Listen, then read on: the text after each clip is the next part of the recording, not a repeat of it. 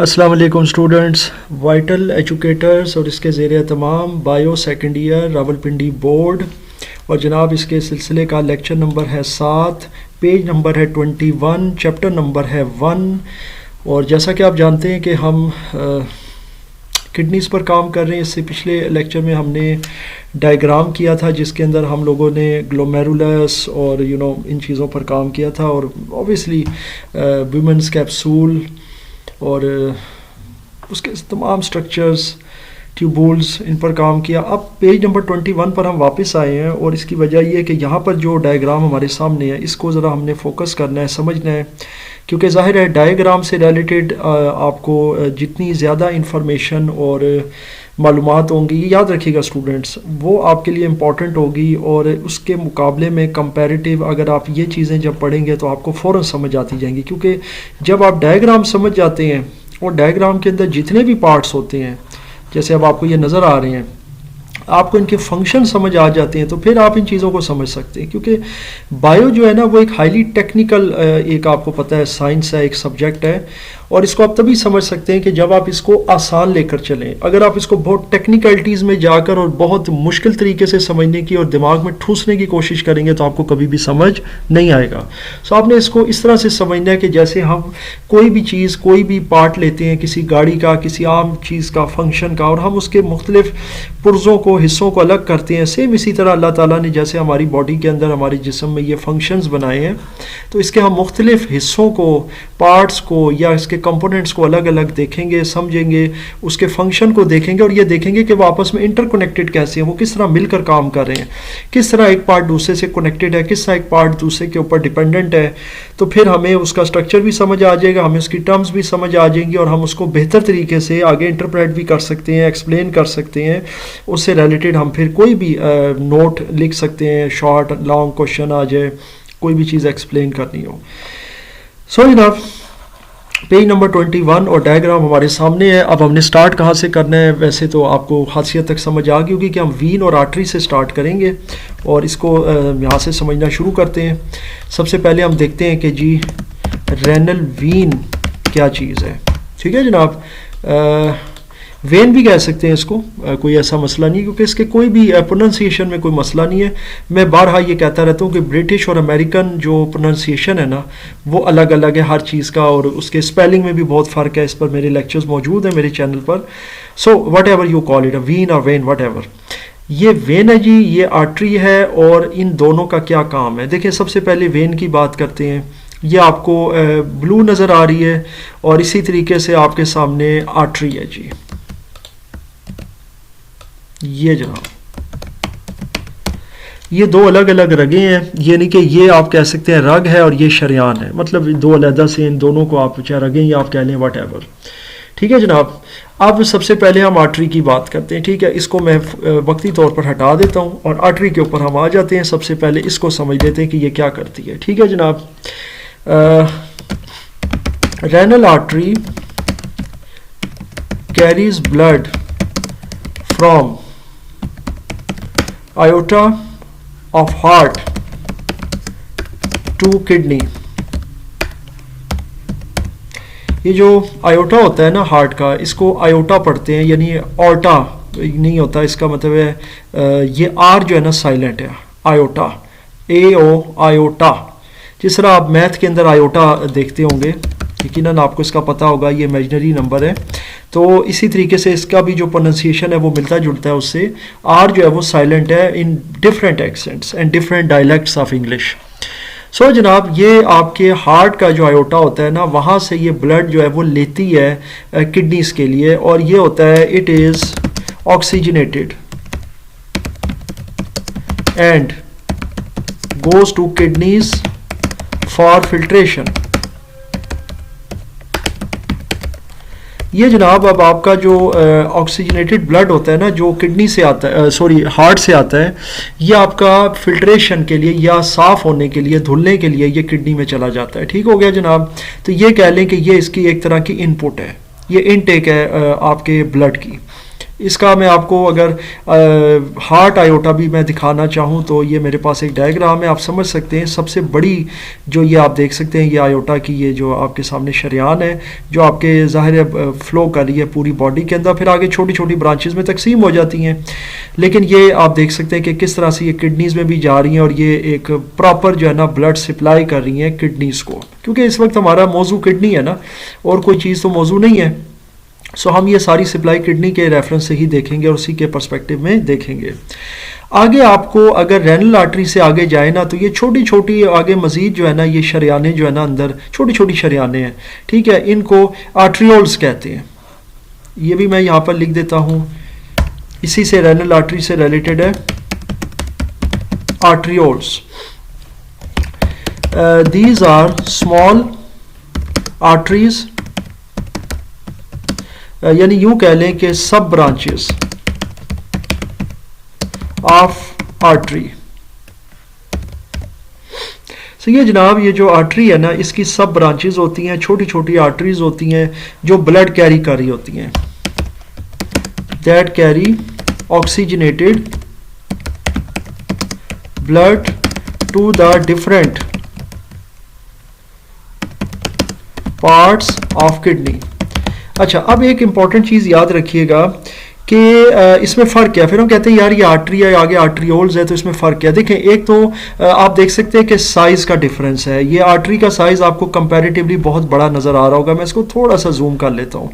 एक तो ये साइज़ का भी डिफरेंस है, और साइज़ ही का जो अगर आप कंपैरिजन देखें तो आपको समझ आ जाएगी, क्योंकि ये तो चूँकि हार्ट के साथ कनेक्टेड है, हार्ट की आयोटा के साथ, तो वहाँ से ये आर्टरी जो है ना ये इनटेक कर रही है या इनपुट ले रही है ब्लड को। लेकिन जाहिर है किडनी के अंदर फिर वो इतनी बड़ी वेन तो नहीं अंदर जाएगी ना, या यूं कह लें आर्टरी तो नहीं जाएगी अंदर, तो वेन भी आगे आप देखें छोटे हिस्सों में डिवाइड हो जाती है जिसे वेन्यूल कहते हैं। इसी तरह आर्टरी भी छोटी छोटी जो है ना ये शरियानों में तकसीम हो जाती है जिसे आर्ट्रियोल कहते हैं, ये छोटी शरियानें हैं। इसी तरह छोटी रगें देखें तो रेनल वीन है जो यहाँ से फिर आगे बड़ी वाले को दे रही है आउटपुट। ये आउटपुट है ना एक तरह की रेनल वीन, ठीक है। अगर आप आर्टरी समझ जाएंगे तो वीन आपके लिए तो बहुत आसान है। सो ये बड़ी वाली जो आगे शरियान होती है ना ये आगे छोटी छोटी शरियानों में तकसीम हो जाती है। दिमाग का भी ऐसे ही सिस्टम है, हमारे और भी आर्गन्स का ऐसे ही सिस्टम है, जैसे आइज़ हो गई, जैसे लिवर हो गया, जैसे स्टोमक हो गया।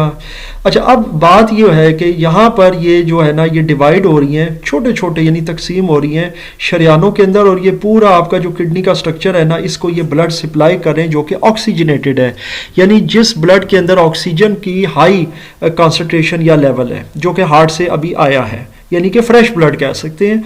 लेकिन फ्रेश इस सेंस में नहीं है, फ्रेश का मतलब ये कि अभी उसके अंदर मुख्तलिफ टॉक्सिन्स, मुख्तलिफ उसमें इम्प्योरिटीज़, मुख्तलिफ उसके अंदर डिपॉजिट्स मौजूद हैं, क्योंकि उसने अभी धुलना है, रिफाइन होना है, तो वो अभी अनरिफाइंड अभी समझ लें हार्ट की तरफ से आया, लेकिन उसमें ऑक्सीजन की मिकदार मौजूद है, इसीलिए इसको बायो के डायग्राम में रेड से डिनोट किया गया। ये अभी देख लें, मैं अभी फिलहाल कॉन्सेंट्रेट से रेनल आर्टरी पे कर रहा हूँ।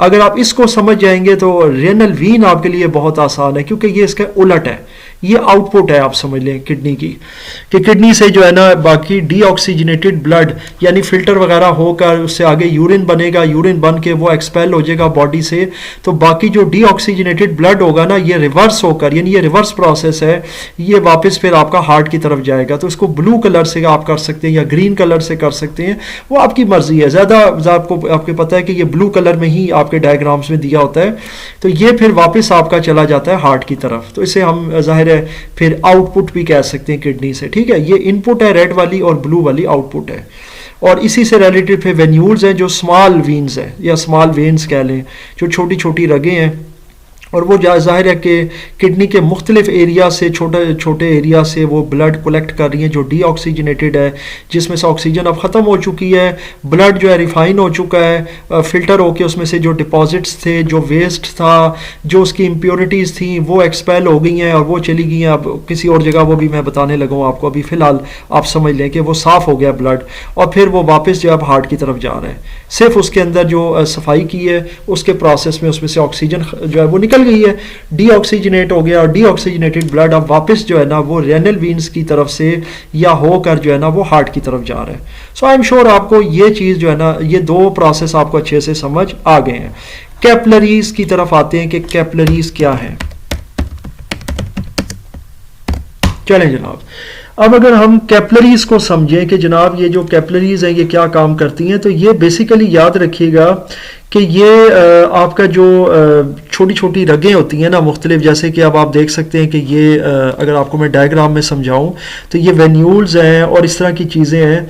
तो ये कैपलरीज से जो है ना ये ब्लड कलेक्ट करती हैं, यानी ये जो कैपलरीज आपको नज़र आ रही हैं, और फिर यहीं से ये आउट करेंगी यहाँ से, और फिर ये ज़ाहिर है कि ये आप यूँ कह लें कि ये सारी वेन्यूल जो होती हैं ना ये कैपलरी से कलेक्ट करके अपना डाटा जो कि in the form of blood होता है या ब्लड की शक्ल में होता है, ये सारे का सारा जो है ये वापस हार्ट की तरफ भेजती हैं। और इस तरह से ये कैपलरीज, आर्ट्रियोल्स, वेन्यूल्स, ये तीनों मिलकर आपके ब्लड का साइकिल मुकम्मल कर देते हैं। इनपुट आ रही है आर्टरी से, आउटपुट हो रही है वीन से, रेनल वीन से। सो ये पांचों का फंक्शन आई एम श्योर आपको क्लियर हो गया। ये पांचों जो है ना यूं कह लें कि they are an important part of blood cycle या ब्लड फ्लो साइकिल। सो जनाब ये कैपलरीज का फंक्शन है। सो ये अब रेनल आर्टरी, आर्ट्रियोल, यानी यहाँ मैं लिख देता हूँ, अब इसको मैं अंडरलाइन करता हूँ और आपके लिए एक छोटी सी चीज़ बना देता हूँ। Renal artery plus renal veins, ठीक है, या vein plus arteriole plus venule plus capillary, ठीक है, ये यहां पर आ गई, ये आ गई आर्ट्रियोल, वेन्यूल, ये सब आ गई, और ये सब के सब मिलकर जो है ना ये करती हैं कंप्लीट ब्लड फ्लो साइकिल। ये आपका जो ब्लड फ्लो का साइकिल होता है इसको कंप्लीट कर देती हैं। साइकिल का मतलब क्या है कि ब्लड आ रहा है और कंप्लीट हो रहा है, फिल्टर हो रहा है, और उसके बाद डीऑक्सीजनेटेड होकर उसमें से इम्प्योरिटीज़ को अलग करके एक्सपेल करके वो वापस हार्ट की तरफ जा रहा है। तो ये इनटेक और आउटटेक, इनपुट और आउटपुट, ये सारा प्रोसेस जो है ये आपका ब्लड फ्लो साइकिल कहलाता है। सो आई एम श्योर आपको यहाँ तक ये वाला जो हिस्सा है ये अच्छे से समझ आ गया है। अब जाहिर है रेनल पैरामिड, रेनल पेल्विस, अब ये जो चीज़ें हैं ना ये बेसिकली आपके किडनी के पार्ट्स हैं जिनका काम मुख्तलिफ नेफ्रॉन्स के साथ मिलकर काम कर रहे हैं। नेफ्रॉन्स को हम इंशाल्लाह आगे जाकर मज़ीद समझेंगे, क्योंकि मैं चाह रहा हूँ कि इसके ऊपर भी एक अलग लेक्चर बनाया जाए ताकि आपको वो समझाया जाए। हम कॉर्टेक्स की बात करते हैं क्योंकि कॉर्टेक्स और मेडुला ये दो चीज़ें जो हैं ये बड़ी इंपॉर्टेंट हैं।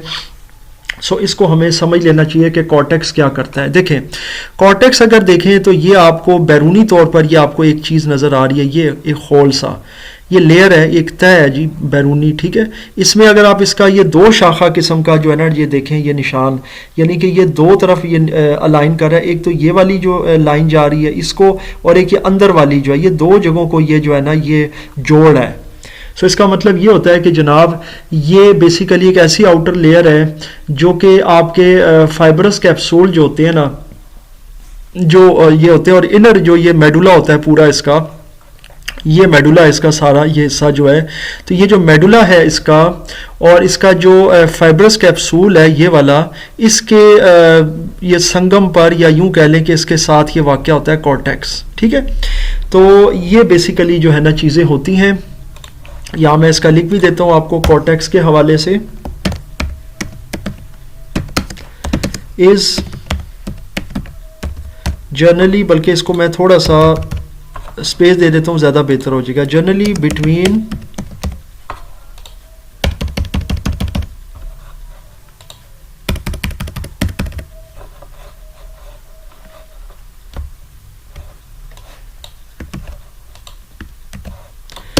अच्छा जी, it is generally between the layers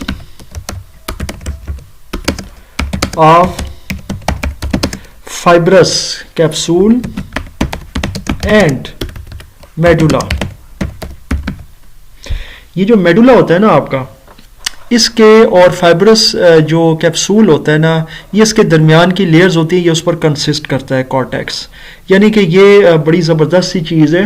और ये करता क्या है, ये बेसिकली, अब ये बड़ी इंपॉर्टेंट चीज़ है, ये सिर्फ नहीं है कि ये कोई कवरिंग है या लेयर कवरिंग है, बल्कि इसके दो बड़े इंपॉर्टेंट फंक्शन है।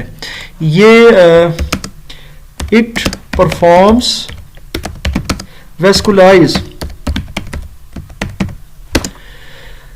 vascularized operations and आप इसको यूं कह सकते हैं कि प्रोड्यूस और एक्सपेल वेस्ट, एक्सपेल कर देता है वेस्ट को और ऑक्सीजन को डिलीवर करता है, वेस्कुलराइज्ड करता है। वेस्कुलर कोई भी चीज़ है वो हार्ट से रिलेटेड होती है जो ब्लड सर्कुलेशन में काम आती है और ऑक्सीजनेट करती है। सो कॉर्टेक्स का ये फंक्शन है और इसके अलावा ये एक्सपेल कर देता है या सेक्रीट कर देता है वेस्ट को। सो ये जनाब कॉर्टेक्स का मेन फंक्शन है। उसके बाद अगर हम आ जाएँ ये यूरेटर की तरफ, ठीक है, मेडुला अब आपको खासियत तक तो समझ आ गया, मैं मज़ीद एक्सप्लेन कर देता हूँ, लेकिन उससे पहले यूरेटर एक्सप्लेन कर देता हूँ। ये बड़ी एक आसान सी चीज़ है, इसको भी समझ लेते हैं, फिर मेडुला की तरफ आते हैं। सो यूरेटर को पहले हम समझ लेते हैं कि यूरेटर क्या चीज है। इट कनेक्ट्स बोथ किडनीज, आपको पता है पेयर होता है ना, दो किडनीज होती हैं। सो दोनों किडनीज को ये कनेक्ट करती है आपके, यानी कि इसका जो आपका ब्लेडर होता है, क्योंकि ये आपका यूरेटर का जो बेसिक कनेक्शन है वो यूनरी ब्लेडर के साथ है। So it connects both kidneys to urinary bladder and supplies and stores urine to bladder, या इनटू ब्लेडर कह लें, it would be much more appropriate. So ureter जो है ना, ये बेसिकली आपके यूनरी ब्लेडर को कनेक्ट करता है किडनीज के साथ, या किडनीज को यूनरी ब्लेडर के साथ, whatever you call it. So ये कनेक्ट करता है, ये कनेक्शन होता है उनके बीच में, और ये सप्लाई करता है ब्लेडर को यूरिन, या यूं कह लें कि ब्लेडर के अंदर यूरिन की स्टोरेज में अहम किरदार अदा करता है। क्या करता है जी? यूरेटर। सो ये यहाँ तक इसका डायग्राम है। और उसके बाद मेडुला जो है ना वो आपको मैं इसका समझा देता हूँ। इनर पार्ट है किडनी का, और ये बेसिकली इसके अंदर 3 से 4 चीज़ें मौजूद होती हैं, जो से पिछले लेक्चर में मैं बता चुका हूँ।